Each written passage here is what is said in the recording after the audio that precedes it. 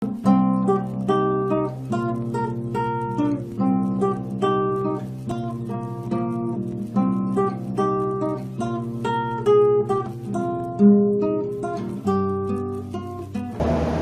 keluarganya sebetulnya almarhum ini adalah keluarga besar, putra ke-10. Ya, putra ke-10, putranya itu 10. Anak yang ke-10 lahir kebetulan, dia itu lahirnya kalau orang Jawa lahir sama hari Neptunya dengan orang tuanya. Sama dengan orang tuanya, setelah lahir sama dengan orang tuanya, akhirnya dibuang syarat, akhirnya diambil oleh saudaranya, dibina sampai dewasa. Kebetulan yang ambil itu keturunan Tiongkok saudaranya, tapi kalau Mak Totong itu murni orang Jawa, bukan keturunan China. Kenapa dikasih nama Totong Indarto? Itu karena yang ambil, yang merawat mulai kecil lahir sampai dewasa adalah orang Cina. Makanya pergaulan beliau juga banyak dengan orang-orang China. Ini perlu diketahui oleh semua anggota. Beliau seorang yang masih muda belia. Beliau berlatih di berbagai macam perguruan pencak silat maupun kungfu yang ada di Madiun maupun di luar Madiun. Tetapi setelah dia berlatih menggali, ya, dari perguruan satu ke perguruan satu, perguruan yang lama, tetapi beliau belum disahkan, belum dibaiat untuk menjadi seorang warga, sehingga beliau belum terikat di dalam salah satu perguruan, tapi pernah mengikuti baik itu tinju, bulat, pencak, dan lain sebagainya. Setelah itu beliau merenungkan, akhirnya beliau merantau. Ya, setelah beliau belajar kaitannya dengan bela diri, beliau merantau ke Banten. Ya. Setelah merasa semuanya terkuasai dengan baik, kembalilah beliau ke Madiun untuk mendirikan suatu perguruan yang dinamakan IKSP Kerasakti. Setelah beliau mendirikan perguruan dengan aliran kungfu pada tahun 1980, melihat perkembangan di negara kita, hubungan Indonesia dengan Tiongkok lagi retak.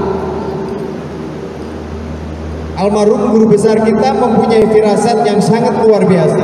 Kalau memaksakan diri tetap beraliran kungfu, nggak akan bisa berkembang. Akhirnya di tahun 1981, IKSP Kerasakti yang kungfu notabene itu tadi didaftarkan ke dalam Federasi IPSI, Ikatan Pencak Silat Seluruh Indonesia. Akhirnya tergabunglah kita di dalam Federasi IPSI, sehingga keuntungan bagi kita yang belajar di IKSP Kerasakti, karena para senior kita terdahulu, biarpun kita sudah masuk di dalam Federasi IPSI, pelajaran kungfu ini nggak mau ditinggalkan, sehingga model celana pun tetap itu dipakai, baju pun masih dipakai, nggak mau dirubah. Sehingga kita punya kelebihan, biarpun kita punya federasi di pencak silat IPSI, tapi kita mempunyai kelebihan. Selain kita bisa pencak, kita juga bisa kungfu. Terus di dalam perjalanannya, mulai tahun 81 kita masuk di IPSI, terus berjalan, IKS terus berkembang. Diawali dari Madiun keluar sampai ke Magetan keluar sampai di Ngawi. Perlu perjuangan. Almarhum pelatih sendiri pada saat itu, datang sendiri di tempat latihan. Ya. Karena perjuangannya yang gigih, dan alhamdulillah karena mungkin itu sudah mendapatkan ridho dari Allah, akhirnya dengan perjuangan itu seperti yang kita rasakan sekarang. Jadi perlu diketahui oleh saudara-saudara semua bahwa IKSP Kerasakti ini dilahirkan di Madiun ini sekaligus yang menjadi guru besar, pendiri perguruan IKSP Kerasakti ini adalah Bapak Raden Toton Kindarto. 1997 di usia guru besar kita pada usia 43 tahun, ya, usianya baru 43 tahun, beliau meninggalkan kita semuanya. Pada tahun 97 setelah almarhum meninggal, diadakanlah pertemuan keluarga di Jalan Merpati nomor 45, sekaligus dikumpulkanlah para tokoh-tokoh yang masih soleh dengan IKSP Kerasakti.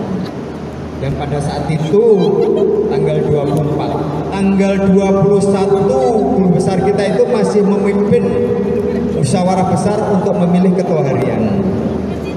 Ya, alhamdulillah pada saat itu saya ditunjuk sebagai ketua harian. Setelah tanggal 21 penutupan, beliau pulang sakit selama 3 hari. Sakitnya apa? Guru besar kita sakitnya jantung. Dia kena jantung koroner. Pada saat itu dia memang seorang perokok berat, tapi bukan seorang perokok berat mesti kena jantung, ya Pak Sarwi. Seorang perokok berat mesti punya jantung, tapi belum tentu kena jantung, maksudnya begitu ya. Pada saat itu begitu. Setelah tanggal 22 masuk rumah sakit, 24 beliau menghembuskan napas yang terakhir. Saya lanjut, setelah 97 beliau meninggal dan rapat keluarga menentukan saya akhirnya diberikan amanah oleh keluarga untuk melanjutkan perjuangan daripada guru besar kita, ya, untuk melanjutkan supaya IKS ini tidak berhenti.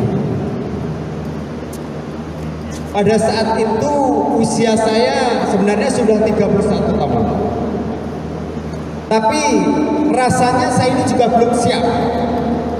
Rasanya belum siap saya untuk memimpin IKSP Kerasakti ini.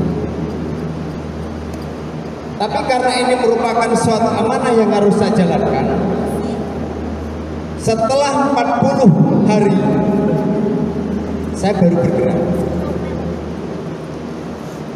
Karena pada saat pidato terakhir saya, pelepasan almarhum ke pesemayaman terakhir, sambutan terakhir saya sampaikan pada saat itu di masa berkabung selama 40 hari. Semua kegiatan IKSP Kerasakti dimanapun juga berada berhenti. Saya hentikan. Tidak boleh ada kegiatan untuk IKSP Kerasakti dimanapun juga 40 hari. Setelah 40 hari, rapat keluarga menentukan saya, akhirnya saya juga sedikit belajar. Nyocok nih awak. Jawa nyocok. Saya banyak datang ke ulama, pengasuh pondok pesantren, dan lain sebagainya. Akhirnya ada laku yang harus saya lakukan. Akhirnya saya beranikan untuk memimpin IKSP Kerasakti yang sekarang ini saudara ikuti.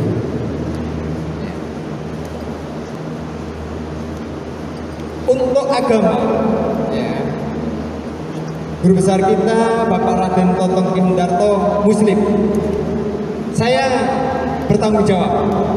Ceritanya begini, pada saat almarhum meninggal, satu-satunya Muslim yang disemayamkan di tempat persemayaman orang Tionghoa. Jadi begitu beliau meninggal, disemayamkan di situ.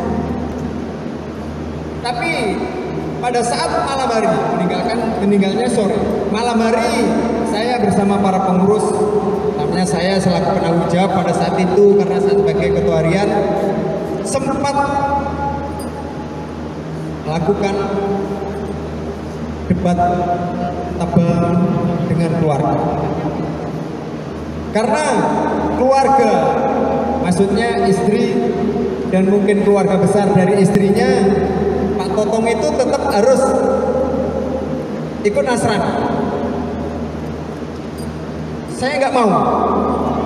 ramai sampai malam, nggak selesai itu, nggak ada jalan keluarnya, buntu. Saya sudah ngomong, saya ini setiap hari Jumat ketika ada kegiatan menjelang pengesahan saya selalu di Jalan Merpati dan diajak bersama-sama untuk sholat Jumat di Masjid Agung. Saya sudah ngomong gitu, tapi tidak, dia Nasrani. Akhirnya yang merawat almarhum besar kita memberikan KTP itu kepada saya. Ya, ibunya. Ibu yang merawat atau tentu menunjukkan KTP kepada saya. Coba Bang, ini mungkin kelihatannya ada KTP. Setelah saya lihat, benar Islam. Jadi almarhum itu agamanya Islam. Tapi memang ibu Nasrani. Jadi Pak Totong itu agamanya Islam.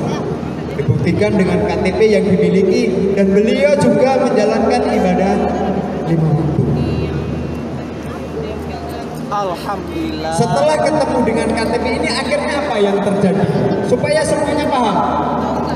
Pada saat meninggalnya almarhum pada malam hari itu, begitu keluarga menyerah dengan posisi KTP dia adalah Muslim, semua keluarga dari istri almarhum gak mau untuk merawat jenazah ini sampai ke pemakaman. Akhirnya saya beranikan diri.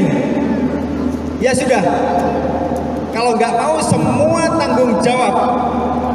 Mulai malam hari ini sampai ke pemakaman sampai selamatan ya. Kalau orang Jawa pakai selamatan, nggak tahu kalau di sini. Semuanya nanti yang nanggung perguruan.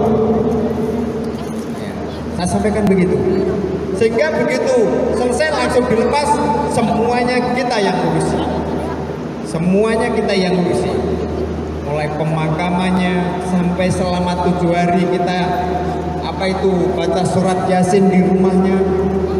Keluarga nggak mau tahu,